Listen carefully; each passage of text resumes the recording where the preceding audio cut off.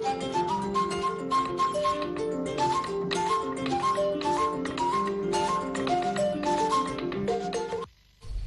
est 20h30 sur le plateau de Coloma. Bonsoir et bienvenue dans ce journal dont voici les titres.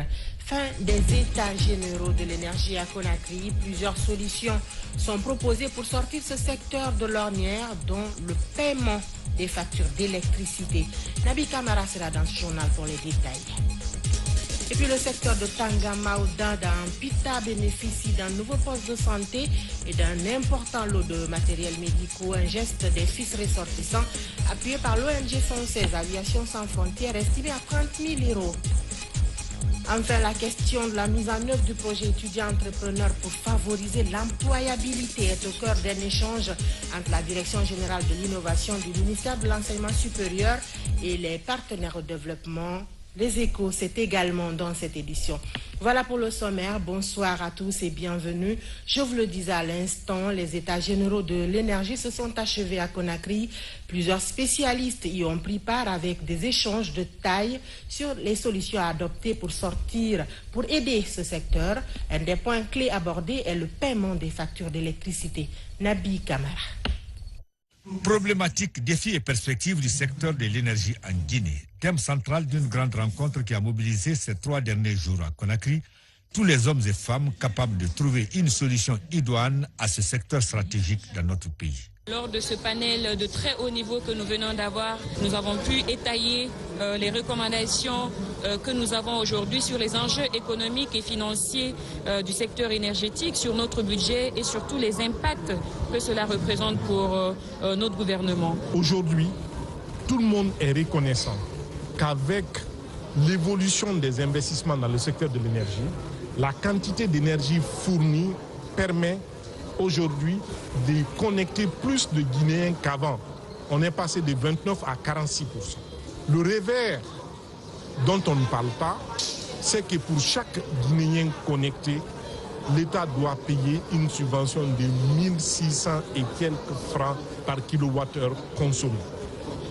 Au total, ça fait 3500 milliards de francs guinéens par an. Le secteur énergétique occupe une place de choix dans le programme de société de notre gouvernement. C'est en cela que le ministre en charge du département s'est félicité des conclusions et recommandations issues de ces états généraux. Je pense que le fait que tous les acteurs se sont retrouvés pour travailler, ressortir, faire le diagnostic, identifier toutes les causes de la contre-performance et mettre en place ensemble à travers les différents panels, faire des propositions de solutions qui vont nous permettre de définir juste une feuille de route permettant de régler toutes les problématiques identifiées. Je pense qu'en partie, on est sur la bonne voie pour atteindre les objectifs assignés. Je demande à la population surtout d'accepter de payer les factures. Il s'agit maintenant d'agir à travers l'élaboration d'un plan d'action pour le renforcement du sous-secteur de l'électricité intégré dans un plan stratégique global du secteur pour sortir notre pays de l'ornière. Le comité de suivi et évaluation des contrats de performance vient de tenir sa toute première session. L'exercice consiste à faire la revue des projets et programmes, mais aussi élaborer une feuille de route pour la mise en œuvre des différents engagements pris vis-à-vis de l'État et des bailleurs de fonds. Mamadi Gassama. Après la signature des contrats de performance avec les différentes unités de gestion des projets, l'heure est à l'examen de la feuille de route, de suivi et d'évaluation des contrats de performance, des projets et programmes. En début d'année, le gouvernement guinéen, à travers le ministère de l'économie et des finances, a institué la signature de contrats de performance au sein de toutes les unités de coordination de projets financés par les bailleurs de fonds. C'était pour résoudre une problématique qui est liée à la capacité d'absorption de nos projets et programmes. Et ces contrats de performance vont nous permettre de faire l'évaluation à mi-parcours et en fin d'année, afin d'identifier les projets les plus performants, c'est-à-dire et aussi identifier les projets qui peinent à s'exécuter. Malgré la disponibilité des fonds auprès des différents bailleurs, les taux de décaissement restent encore faibles. Pour inverser cette contre-performance, le ministère de l'économie opte désormais pour la méthode d'évaluation. L'objectif à terme est d'amener ces coordinateurs des projets à améliorer leur capacité d'absorption des fonds. Il y a toute une question de redevabilité, puisque nous avons constaté par le passé que certains coordinateurs de projets ne rendaient pas compte fidèlement au niveau des ministres sectoriels. Les ministres sectoriels n'étaient pas fortement impliqués dans la mise en œuvre des projets et programmes financés par les partenaires. Donc ces contrats, normalement, seront l'occasion pour nous de formaliser davantage ces relations fonctionnelles entre les unités de coordination et aussi les ministres sectoriels. À l'issue de cette rencontre, un document sera élaboré et servira désormais de guide pour la mise en œuvre des projets, et cela conformément aux règles de passation des marchés.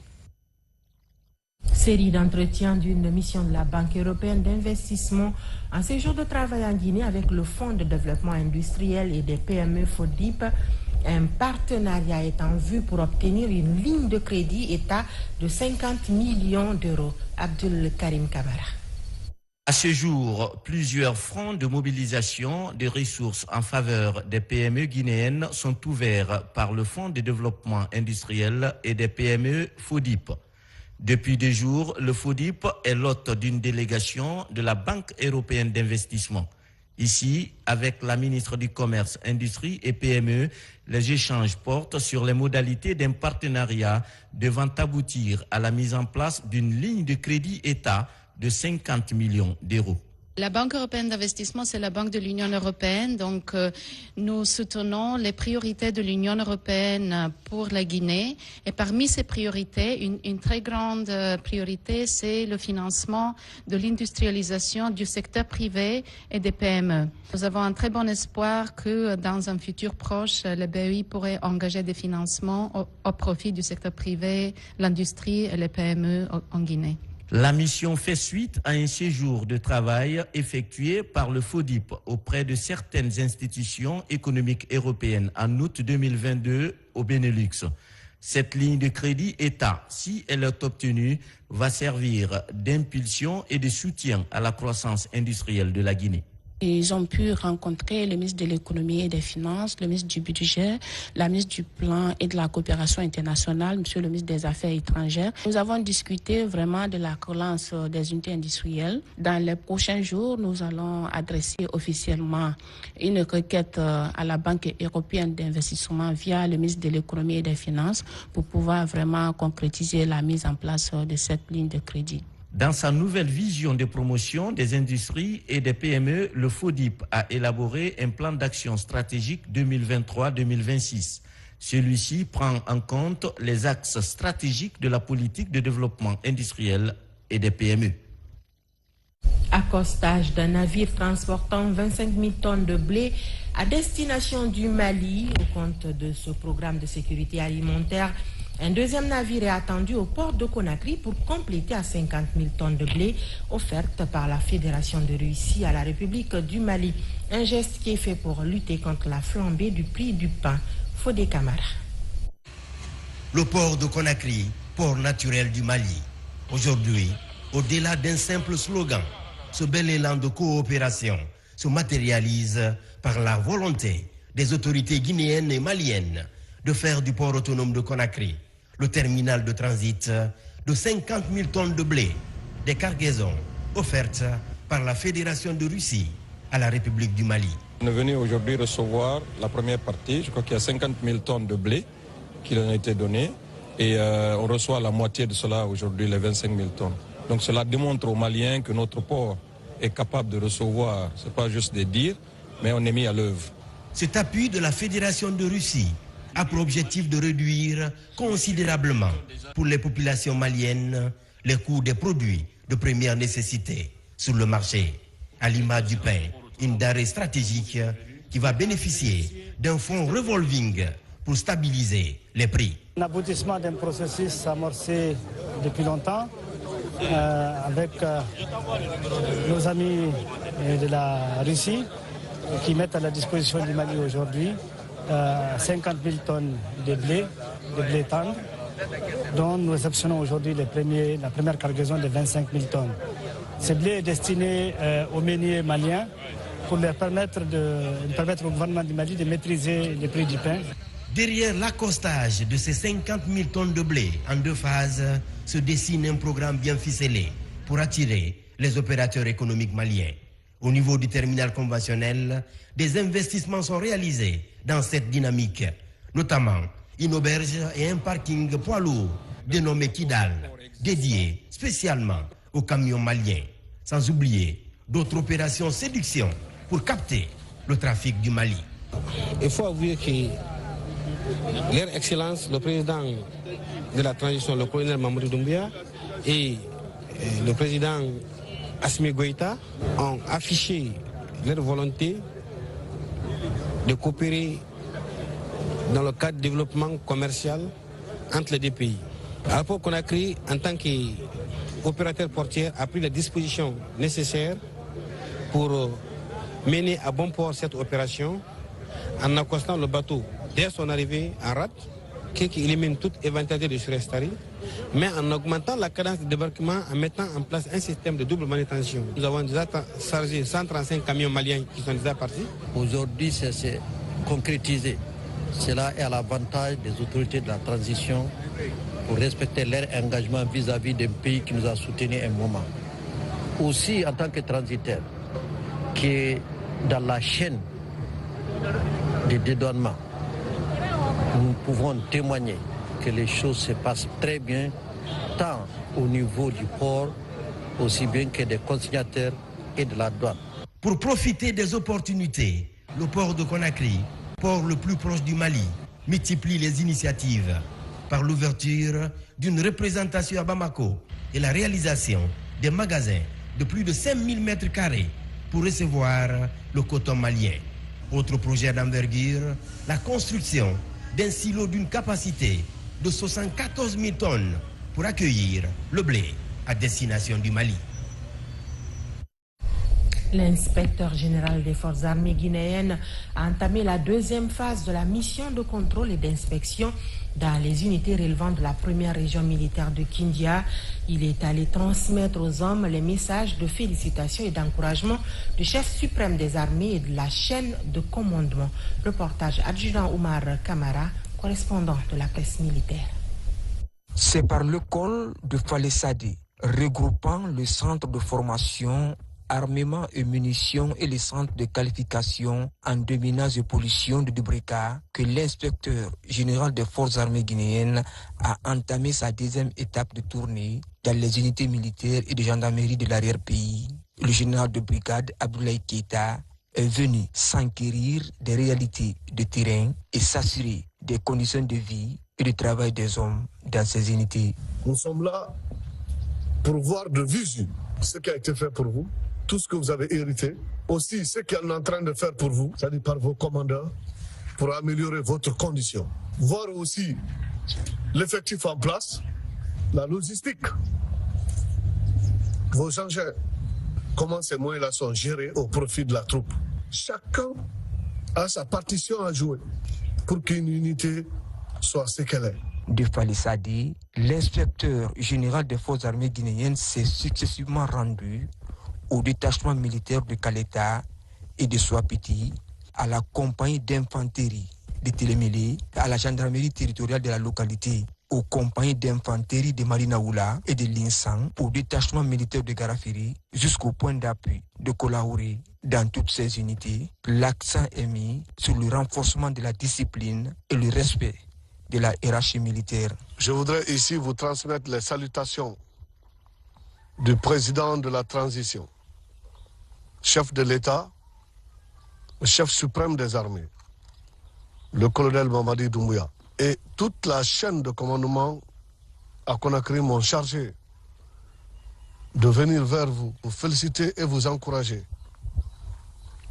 Vous encourager sur tout ce que vous êtes en train de faire dans le cadre de l'exécution de cette transition. Mais aussi, vous inviter à renforcer vos relations de collaboration entre les forces de défense et de sécurité. Cette mission de contrôle et d'inspection dans les garnisons militaires témoigne du renouveau des forces armées guinéennes. Elle devrait permettre d'identifier les manquements, proposer des solutions afin d'améliorer la gouvernance au sein de la Grande Muette. 3 ans après 3 ans d'interruption, la semaine du numérique édition 2023 s'ouvre le 14 juin à Conakry. Une rencontre qui va mobiliser les acteurs de l'écosystème du numérique autour des questions de promotion du digital. Mamadou Saliouba pour les détails. Semaine décisive pour le secteur des télécommunications et du numérique en Guinée. Du 14 au 16 juin se tient à Conakry la semaine du numérique. L'événement sera consacré à la promotion de l'usage du numérique dans les différents secteurs de développement économique et social. Au cours de cette semaine, nous aurons l'occasion de présenter les projets et les initiatives que nous avons mis en place pour favoriser l'innovation technologique, l'inclusion numérique et l'accès aux services numériques pour tous les Guinéens. Nous mettrons également en avant les réussites et les bonnes pratiques des entreprises et des start-up guinéennes qui se distinguent sur la scène nationale mais aussi internationale. Au compte de cette 5e édition de la Semaine du numérique, les débats seront aussi axés sur la promotion des investissements dans le secteur des technologies de l'information et de la communication. Des formations et des compétitions vont aussi ponctuer l'événement. Des questions seront débattues sur la transformation numérique de l'administration publique pour une dématérialisation réussie des services publics de l'État. Elle aura aussi comme thématique l'intégration du secteur informel dans l'écosystème. Quelles sont les discussions et les mesures pertinentes à prendre pour pouvoir accompagner le secteur de l'entrepreneuriat dans le numérique? Des représentants de plusieurs pays étrangers comme le Rwanda, l'Afrique du Sud, la France ou encore l'Irlande sont attendus à cette 5e édition de la Semaine du numérique. Sur un tout autre plan, la route reliant le chef-lieu de la sous-préfecture de Bossou au district de Ba jusqu'à la frontière libérienne est inaugurée, très attendue par les populations riveraines. Ce tronçon long de 6,5 km était parmi les priorités communautaires.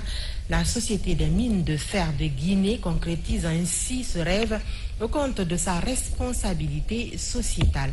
Mohamed Saloupaï, Mohamed Lamine Diallo. C'est un ouf de soulagement pour les communautés riveraines de Monemba.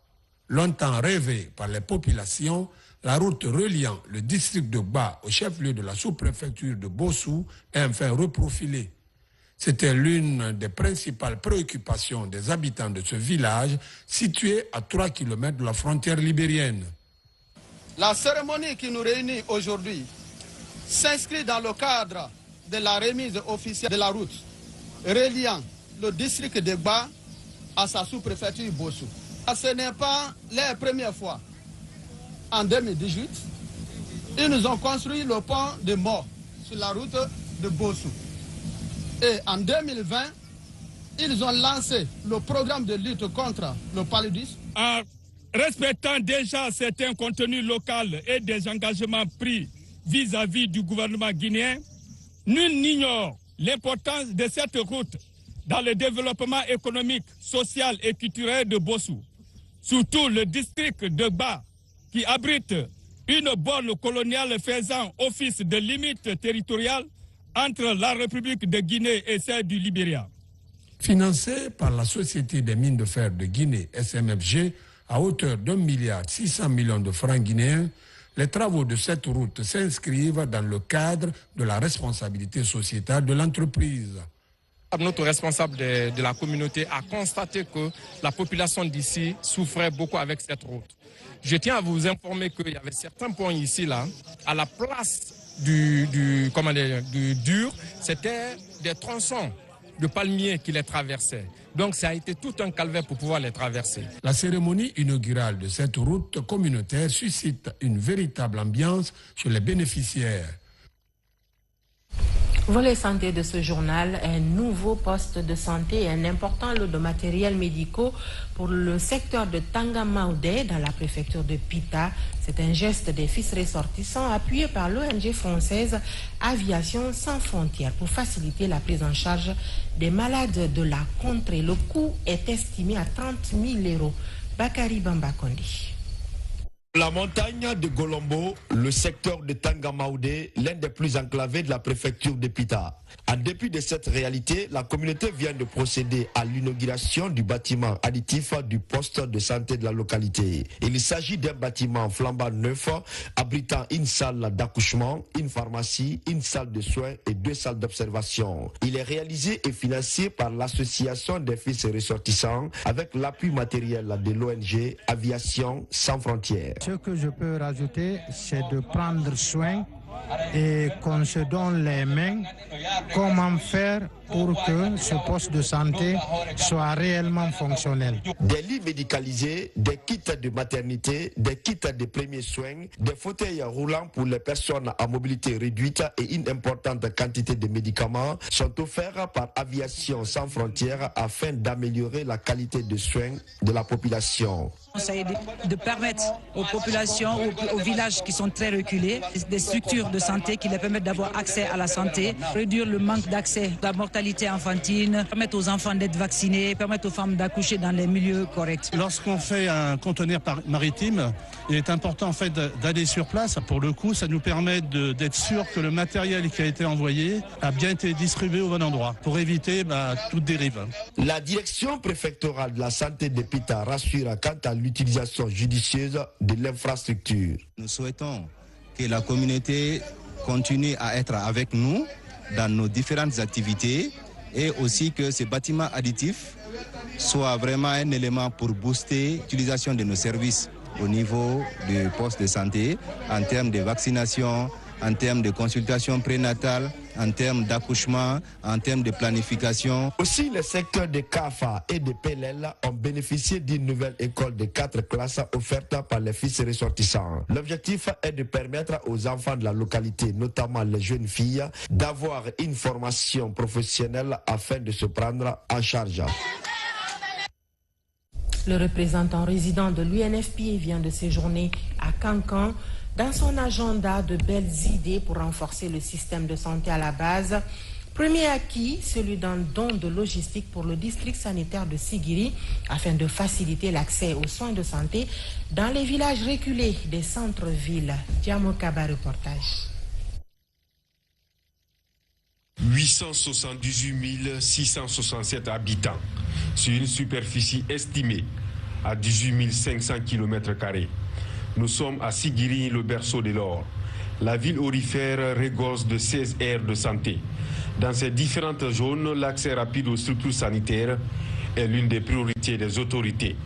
Aujourd'hui, les efforts sont encouragés par les partenaires pour augmenter les moyens logistiques. Ça vient renforcer notre logistique par rapport à la prise en charge. Mais la particularité, c'est que cette ambulance, à 95%, va nous aider dans la prise en charge, dans la référence des cas d'urgence obstétricale.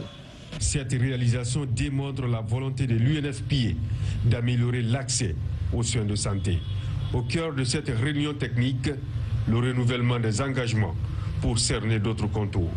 Avec l'ensemble des agences, on s'engage à être de plus en plus près des populations.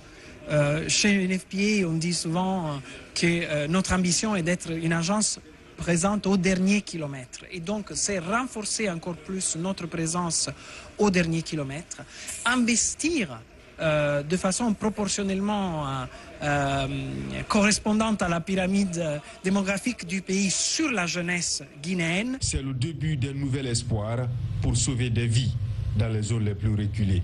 Il témoigne également la volonté de faire face aux défis liés à la prise en charge d'éventuelles urgences médicales, en mettant en place des moyens de transport adaptés pour assurer des interventions rapides et efficaces. Parlons à présent de l'enquête sur la santé sexuelle et reproductive des personnes en situation de handicap en Guinée, dont le résultat vient d'être présenté. Il révèle que des obstacles existent encore et empêchent les personnes porteuses de handicap de participer à la vie de la société. L'enquête est réalisée par l'Organisation de secours aux handicapés et son partenaire Équilibre Population grâce à un financement de Féministes en Action. Marouane Kamara. Après avoir mené des enquêtes sur le niveau d'accessibilité des personnes à mobilité réduite aux services de santé sexuelle et reproductive dans les villes de Conakry et Kindia, l'Organisation des secours aux handicapés de Guinée et son partenaire financier Équilibre et Population, en abrégé Equipop, se retrouvent pour vulgariser les résultats du programme. Les résultats nous ont montré que le niveau d'accessibilité des femmes handicapées aux services de santé sexuelle et reproductive reste très faible en raison de plusieurs obstacles qui existent, notamment des obstacles physiques liés par exemple à l'inaccessibilité aux infrastructures sanitaires, des obstacles liés à l'information parce que les informations ne sont pas inclusives. On a aussi la stigmatisation et les stéréotypes sur les femmes handicapées. Je vais toujours profiter pour faire le plaidoyer pour que les autorités appuient ces organisations parce que vous avez vu l'étude qui a été faite, qui a été présentée aujourd'hui. C'est la première fois qu'on parle d'une étude sur la santé sexuelle et reproductive au niveau de personnes en situation de handicap. L'objectif du HOS Guinée et son partenaire est de faire la promotion des droits à la santé sexuelle et reproductive des personnes en situation de handicap auprès des décideurs. Nous pensons qu'avec les plaidoyers, avec les sensibilisations, ça permet les gens à s'en passer de ces tabous. Nous voulons que ça soit étendu dans toute la Guinée afin que nous ayons des données agrégées par rapport à la question de sexualité et des questions d'handicap. Autre ambition, créer une société inclusive et participative où les personnes porteuses de handicap peuvent jouir librement leurs droits. Comment procéder à la mise en œuvre du projet étudiant-entrepreneur et favoriser l'employabilité? La question est au cœur d'un échange entre la Direction générale de l'innovation du ministère de l'Enseignement supérieur et les partenaires au développement. Les détails, c'est dans ce reportage signé Mounir Bari. Le statut étudiant-entrepreneur ou le moteur de l'innovation. La Direction générale de l'innovation, les partenaires au développement et les chefs d'entreprise échangent dans le cadre de la mise en œuvre du projet. La rencontre est intitulée Focus Group sur l'étudiant-entrepreneur et vise à définir de nouvelles stratégies en vue d'inciter les jeunes à l'esprit d'entrepreneuriat. Le projet étudiant-entrepreneur vise à créer un statut dédié à nos étudiants de Guinée pour leur permettre d'arrimer leur parcours universitaire usuel à celui de l'entrepreneur. Donc ça leur permet de mener en parallèle des études, un projet que nous allons suivre aujourd'hui, que nos institutions auront la charge de suivre, d'accompagner dans un parcours individualisé. Les étudiants passent par un parcours bien dédié. Ils ont chacun un référent projet et un référent académique avec l'intervention de coachs issus du monde entrepreneurial, issus des entreprises. La fonction publique ne peut pas employer tous les diplômés. Alors il va falloir que sur les bancs, à l'école, à l'université, que les étudiants soient préparés à l'auto-emploi. Et c'est pourquoi il faut renforcer, soutenir l'esprit entrepreneurial. Au menu des échanges, des questions sur la mise en œuvre du projet étudiant-entrepreneur et ses différentes composantes. Il s'agit par exemple les pôles de valorisation pour impulser l'insertion des jeunes et le stage à l'alternance. Le statut étudiant-entrepreneur est un statut que nous avons aménagé au ministère pour permettre aux étudiants qui ont des aptitudes en entrepreneuriat de pouvoir en fait suivre un cursus d'entrepreneurs dans nos institutions d'enseignement supérieur pour en fait pouvoir vraiment être des entrepreneurs dignes de ce nom. La rencontre a permis aux chefs d'entreprise, partenaires au développement et au cadre du département de faire des propositions et des recommandations pour la mise en œuvre du projet à travers le renforcement des capacités opérationnelles de jeunes étudiants. Le projet concerne pour la première phase 8 universités pilotes. Dans l'actualité également, deuxième phase du projet d'autonomisation et d'insertion socio-professionnelle des femmes en situation de chômage, l'ONG ICON et la GIP ont organisé de nouvelles formations pour 50 jeunes filles en développement des compétences. Objectif, permettre à ces jeunes filles en situation de chômage d'être formées dans des métiers pourvoyeurs d'emploi. Nabila Moussa Kamara. Pour promouvoir l'emploi des jeunes et lutter efficacement contre le chômage des jeunes filles, l'ONG ICON, en partenariat avec la GIP, offre la formation à 50 jeunes femmes issues des milieux défavorisés du pays. L'objectif de ce projet est d'aider les jeunes filles en situation de chômage. Il y a 50 femmes qui sont concernées par cette formation. L'objectif recherché, c'est de les rendre autonomes. C'est les filles qui sont en situation de chômage. Ce projet s'intéresse aux femmes qui sont en situation de chômage, qui sont allées à l'école, n'ont pas pu terminer l'école ou qui ont abandonné l'école. Je pense que c'est quelque chose qui mérite vraiment d'être salué et encouragé. Au-delà de cette formation théorique et même celle pratique, l'ONG ICON s'est battue également pour essayer de leur trouver des points de chute. Après avoir bénéficié des différentes formations pratiques en saponification, en pâtisserie puis en gastronomie, l'heure est pour ces bénéficiaires de suivre de nouveau des nouvelles formations théoriques en développement des compétences d'employabilité des demandeurs d'emploi. On a fait la formation à l'école guinéenne de gastronomie. On est venu ici pour une autre étape en marketing digital et en entrepreneuriat. Vraiment, on remercie l'ONG. On a constaté que les femmes sont en situation de chômage, donc c'est vraiment un atout. L'ONG ICON est à la deuxième édition de son projet dénommé Projet d'autonomisation et d'insertion socio-professionnelle des femmes en situation de chômage en Guinée.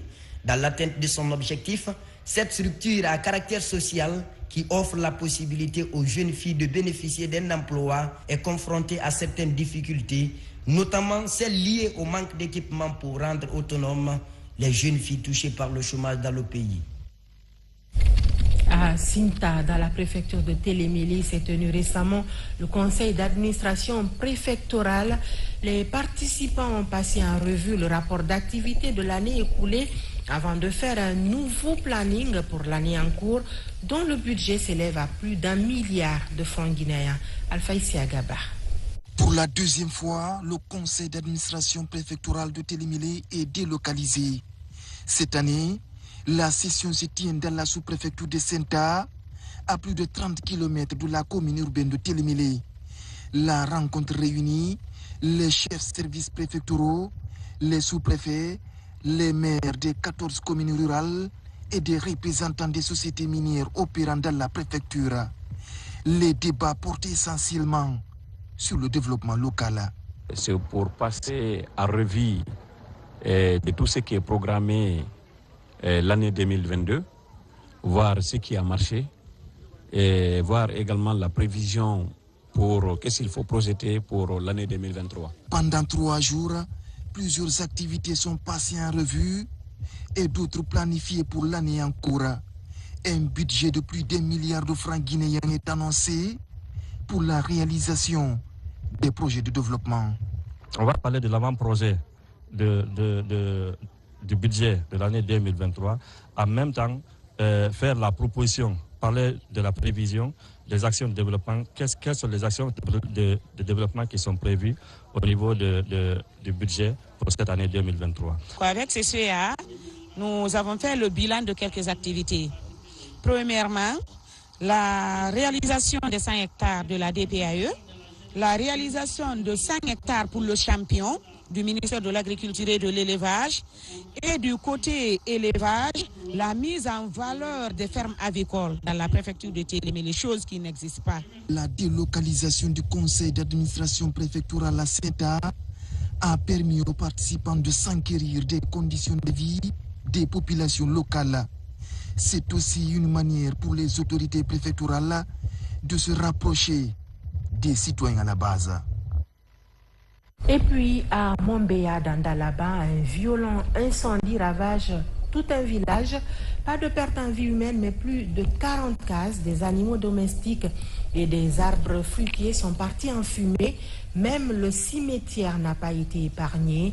À l'annonce de la nouvelle, les ressortissants de Mombéa se sont mobilisés pour venir en aide aux sinistrés en apportant des habits et des denrées de première nécessité. RTG Mamou, Mamadou Baté Baldé. L'on se rappelle que c'est le vendredi 14 avril dernier que le secteur de Dombélé dans la sous-préfecture de Mombéa a été surpris par un feu mystérieux. Le feu a ravagé toutes nos plantations fruitières et forestières et même les animaux sont déjà partis en dessous. Donc depuis lors, cette année-là, on n'a pas bénéficié des fruits de ces plantes-là. Donc c'est grâce à nos voisins qui nous ont apporté des fois des mangues ou bien des oranges pour d'habitailler à nos enfants. Le feu a réduit en cendres 40 cases, des arbres fruitiers et forestiers incendiés et certains animaux domestiques ont péri dans des enclos, faute de sécuristes. Même le cimetière de la localité n'a pas été épargné et les provisions des populations partaient en fumée, mais pas de pertes en vies humaines. Ils en ont tout perdu. Donc aujourd'hui, Dombélé fait pitié. Voilà pourquoi nous nous sommes mobilisés avec nos partenaires, l'ADESMO, et toutes les associations de la sous-préfecture de Mombéa, tous les districts, et on s'est mobilisés avec vraiment la bonne volonté des gens.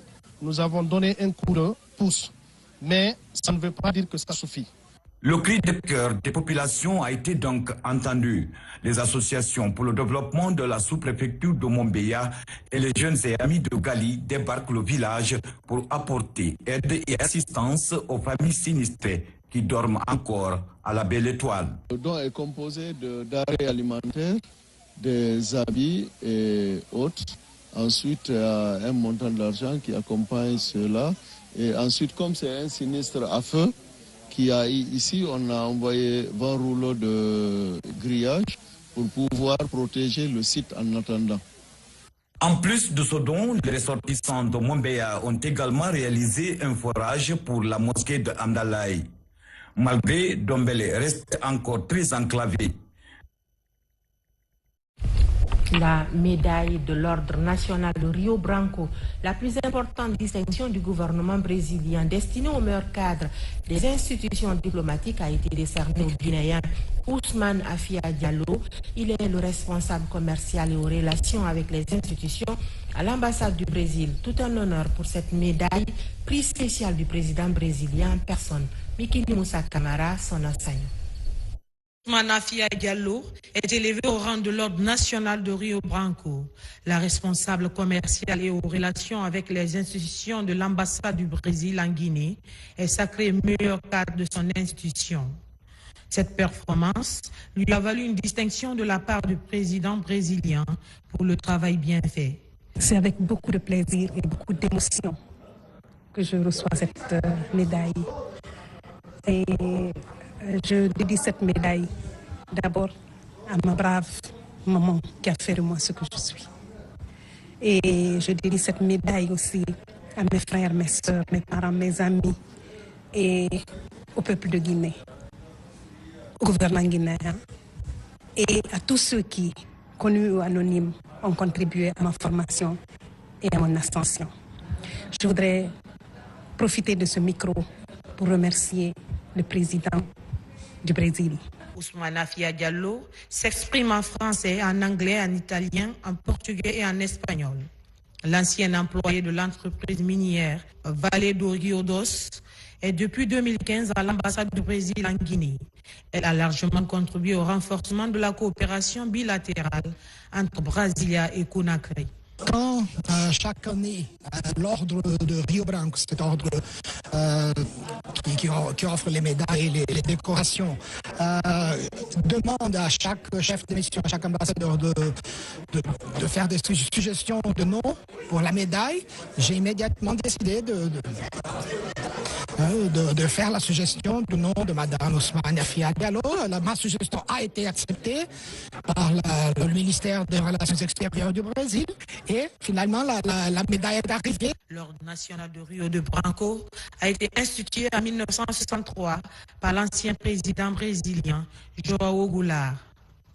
Le but est d'encourager la culture du mérite dans les institutions diplomatiques du géant de l'Amérique du Sud à travers le monde.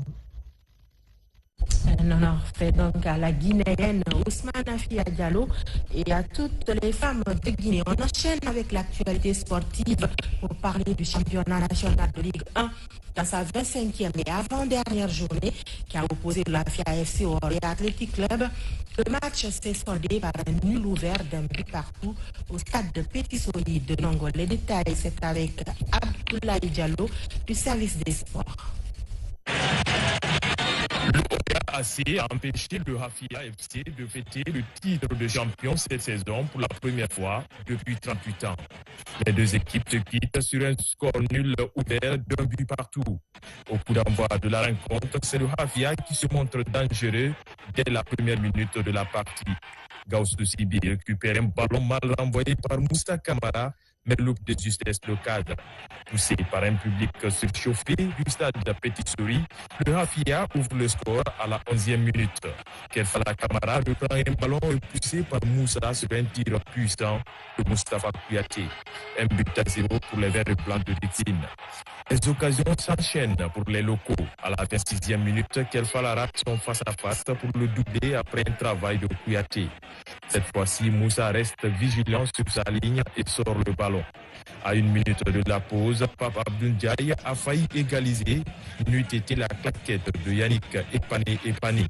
Le gardien camerounais permet au Hafia de maintenir son avantage d'1-0 après les 45 premières minutes. Au retour des vestiaires, le HAC maintient la pression. À la 47e minute, Ndiaye voit sa tentative bloquée au premier poteau par Yannick dans un état de grâce. La réaction du Hafia intervient à la 53e minute par Aboubakar Mara qui trouve la transversale. 2 minutes après, les locaux sont réduits à 10 suite à l'expulsion de Damaro pour cumul de cartons. Sori Traoré, le nouvel entrant côté HAC, remet les pendules à l'heure à la 66e minute avec un but d'un sang-froid remarquable. Un but partout désormais dans un match où l'erreur est formellement interdite. Le HAC accentue sa domination grâce à sa supériorité numérique. Sur l'une des rares offensives, le Hafia sort de son camp pour créer le danger. Mohamed Bangoura bute sur Moussa Kamara impérial dans sa cage. Un but partout, c'est le score final entre le Hafia, leader avec 47 points, à une unité de plus du Orea, deuxième. Pour le compte de la 26e et dernière journée, le 14 juin, le Hafia jouera contre la Flamme olympique. En cas de victoire, les protégés de Casimir Jagelo seront champions de Guinée 38 ans après. Voilà qui met fin à ce journal. Grand merci à vous de l'avoir suivi. Je vous souhaite du plaisir en compagnie de nos programmes. Bonsoir.